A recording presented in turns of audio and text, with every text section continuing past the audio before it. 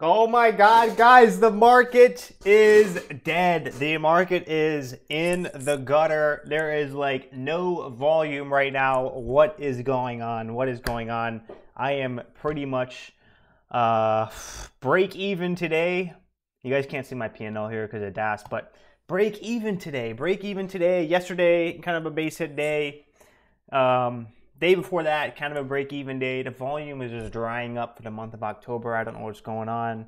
I think it's because of the election uncertainty. Elections coming up in November, early November. We're about a month out, less than a month out from the elections. So I think there's a lot of election uncertainty.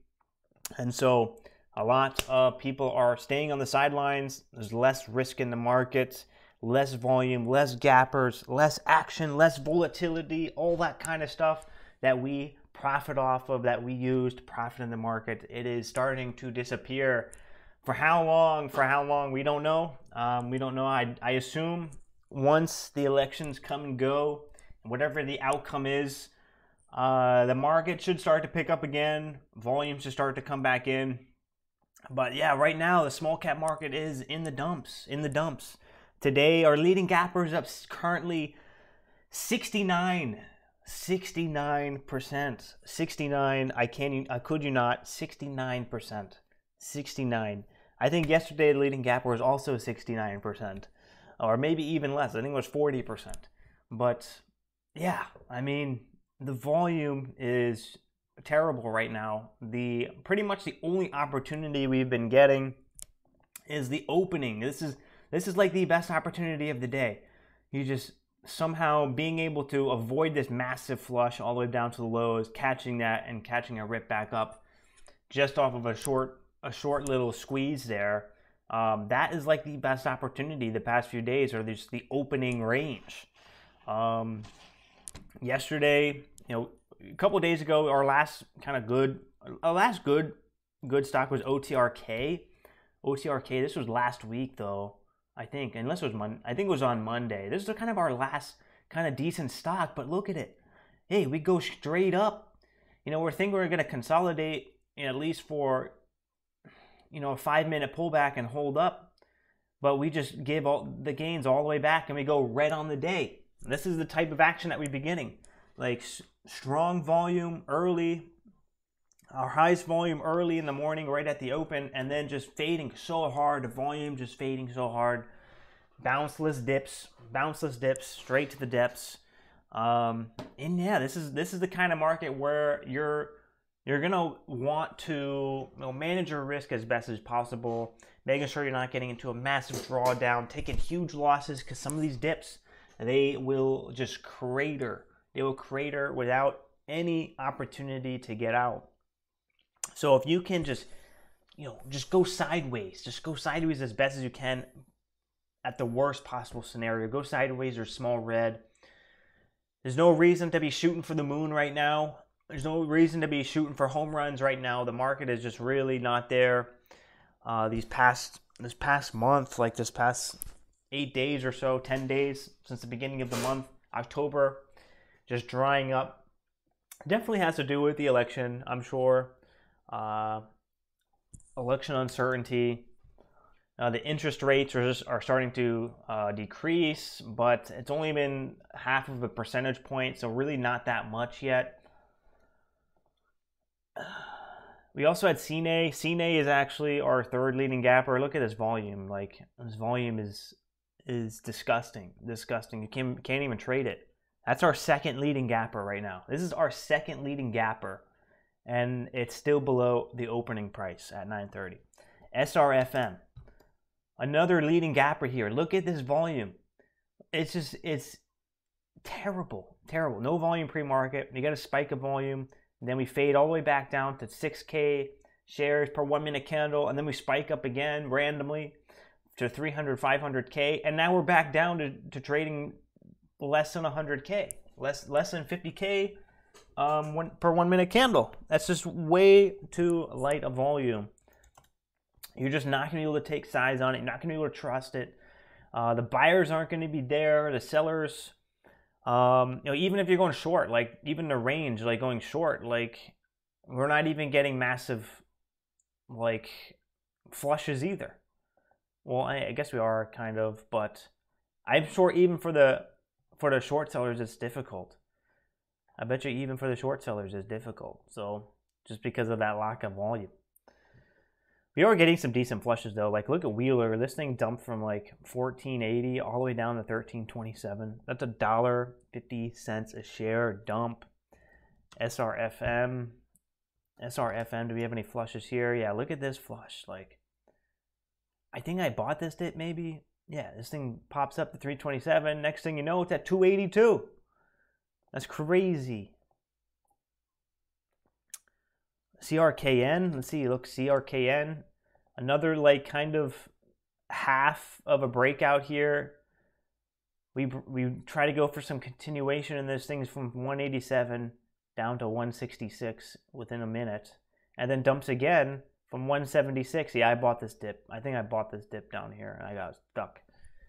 Yeah, but all small sides because I know that this isn't the type of market condition that we're going to rip all the way up to 213 and get halted up for the dip and rip. It's not just that. It's not that kind of market. It's just not that kind of market. So keeping the size small and just trying to keep the losses small. And if I can make some green on the way to our next cycle of momentum, then great. But I don't want to be digging myself a hole. I don't want to be giving myself all this work to dig myself out when we're finally getting good momentum. When we get good momentum, I want to be adding profits on top of my all-time highs. I don't want to be digging myself a hole. So just got to be aware of the different market conditions. And if you're a new trader, this could be the first time that's really starting to get slow. You know, I really haven't seen it this slow since, I think this could be the slowest period of the year. I really think so. So this may be the first time you're experiencing a cold market, a really cold market. And so that's why you have to learn to adjust your expectations with the momentum, because the stocks aren't going to be hitting your targets. The stocks aren't going to be holding up as well. The resolution may take like 2, 3 times, 4 times as long as you expect. So you really have to adjust those expectations and manage your risk to the best possible, as best as you possibly can, to ensure longevity, ensure that you're going to be here for the long haul. Because if you take a big loss in this type of market, and say you take a double max loss 3 times, 4x max loss on this type of market, it could take a week. It could take a week of good momentum to make that money back. You know, even in a slow market, it could take 2 weeks, to take 3 weeks to make that money back. So in a slower market, where the opportunities aren't as rich and plentiful, yeah, you don't want to be taking those big losses, because in the slower market, it's going to take forever to make that back, because the opportunities are limited. But when the market's hot, you know, when you're seeing plentiful opportunity, rich, strong breakouts, good dips holding up, bouncing up higher and higher, that's when you want to, you know, push it and push it and push it. And that's when you want to put on more risk, because if you do take a big loss there, if you take a big loss in a hotter market, you can make that back with either in the same day, the next day, or the day after that.